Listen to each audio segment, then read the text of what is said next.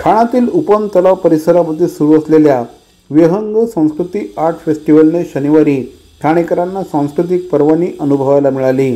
या कार्यक्रमात प्रमुख पाहुणे म्हणून राज्याचे उपमुख्यमंत्री एकनाथ शिंदे यांच्या हस्ते भारतीय क्रिकेट संघाचा उदयोन्मुख फलंदाज यशस्वी जयस्वाल याला शिवगौरव पुरस्काराने सन्मानित करण्यात आलं। कार्यक्रमाला आमदार प्रताप सरनाईक, त्याचप्रमाणे गायक अभिजित भट्टाचार्य, ठाण्याचे जिल्हाधिकारी अशोक शिंगारे, MCHI ठाण्याचे अध्यक्ष जितेंद्र मेहता, नगरसेविका परीक्षा सरनाईक, नगरसेवक पूर्वेश सरनाईक, विहंग सरनाईक आदी उपस्थित होते।